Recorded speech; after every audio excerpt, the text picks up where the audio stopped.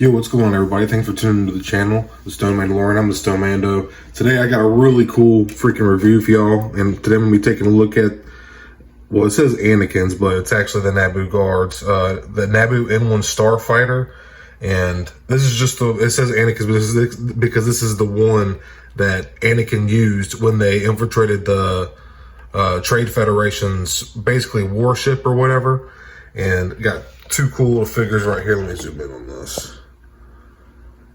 Got two cool little figures, got some decent paint on these figures. And the Micro Galaxy Squadron, this scale is like a 1/72nd scale, roughly, somewhere about that. And as you can see, this is obviously a Target exclusive. And also got a sticker for the 25th anniversary for episode 1. I really like this sticker, it's really cool. I got a soft spot for the prequels. I love the prequels. Got Obi-Wan and Maul there. Looks awesome, dude. Give y'all a quick look at the back of the box. Sorry, I might sound like I'm talking really fast. I had a little bit too much coffee this morning. But here's the back of the box. Gives you like a cool little blueprint design for the N1. Shows you the kind of like not abilities, but little movements of the ship and whatnot. How to insert the figure. So let me get this thing open. I'm really excited for this. Me and my brother used to love this ship. We used to have the old school ones. It was like, this ship was like on a gun and you pressed it and it would fire the missiles. It was a really cool toy. Probably a lot of people had it. You probably know what I'm talking about. I might find a image on Google and throw it up like right here somewhere or something, but really excited to get this open and add it to the rest of my Micro Galaxy on my ceiling, and let's get into it. I just wanted to show y'all, in case it looks funny to y'all or short, you know, it's supposed to have that tail on the end, and it's actually right here in the rest of the box. And just to show y'all the tail fin here, it's got this kind of like hook. There's a little lip on it on the end, and it just plugs right into the back here. You'll hear it snap, and then boom, there's your N1 Starfighter. So here's the N1, and dude, it looks fantastic. The paint on this is awesome too. The landing gear was a little sticky to get out, but there's even paint on that. That silver right there looks great. I really like the color of that silver they chose to go with it. And this glossy plastic looks great too, man.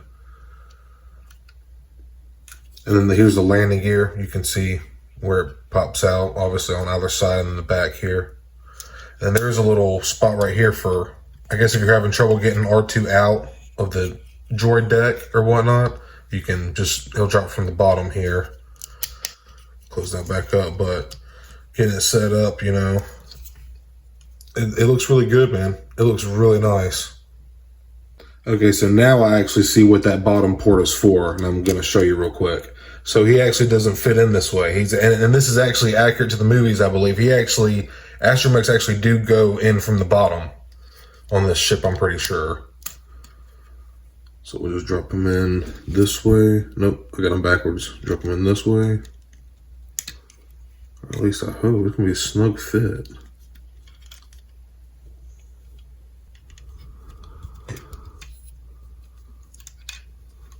Okay, there we go. Am I supposed to get them up there and then twist them?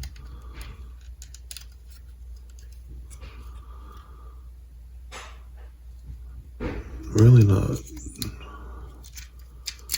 Close this up in there and it pushes them up, maybe? No, I guess it's about as good as you're gonna get them. But there's R2 there.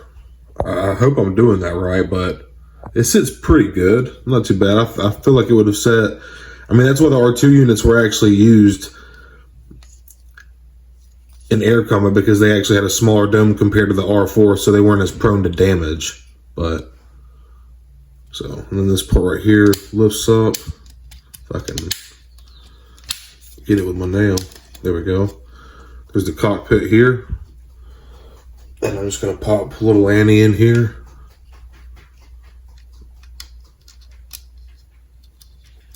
All right. He's in now. And boom. Annie and R2 are in the N1. Look how awesome that looks.